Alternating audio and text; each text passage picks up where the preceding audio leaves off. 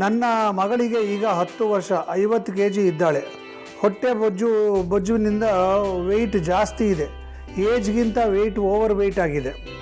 ಅದಕ್ಕೆ ಭಾಳಷ್ಟು ಮನೆ ಮದ್ದು ಮಾಡಿದೆವು, ಆದರೆ ಏನೂ ಯೂಸ್ ಆಗಲಿಲ್ಲ. ಪ್ಲೀಸ್ ಗೌರಿ ಅಮ್ಮ, ವೆಯ್ಟ್ ಕಂಟ್ರೋಲ್ ಮತ್ತು ಹೊಟ್ಟೆ ಬೊಜ್ಜು ಕಮ್ಮಿ ಆಗೋದಕ್ಕೆ ಏನಾದರೂ ಹೇಳಿ, ಮನೆ ಮದ್ದು ಹೇಳಿ. ಸ್ವಲ್ಪ ಫಾರ್ವರ್ಡ್ ಬೆಂಡಿಂಗ್ ಮಾಡುವಂಥದ್ದು ಅಂದರೆ ಮುಂದೆ ಬಗ್ಗಿ ಮಾಡುವಂಥ ಕೆಲವು ವ್ಯಾಯಾಮ ಅಥವಾ ಆಸನಗಳನ್ನು ಮಾಡಬೇಕು. ಮಾಡ್ತಾ ಬಂದಿದ್ದೇ ಆದರೆ ಸ್ವಲ್ಪ ಅದು ಕಡಿಮೆ ಆಗೋದಕ್ಕೆ ಅವಕಾಶ ಆಗುತ್ತೆ. ಪವನ ಮುಕ್ತ ಆಸನ ಅಂತ, ಅದನ್ನು ಮಾಡ್ತಾ ಬನ್ನಿ.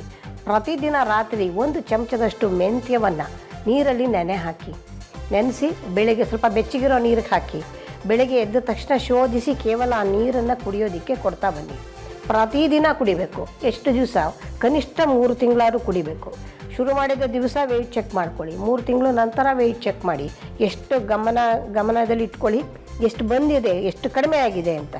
ಅದನ್ನು ನೋಡಿ ಮುಂದುವರಿಸ್ಬೇಕಾ ಬೇಡವಾ ಅನ್ನೋದನ್ನು ನೀವೇ ನಿರ್ಧಾರ ಮಾಡಿ.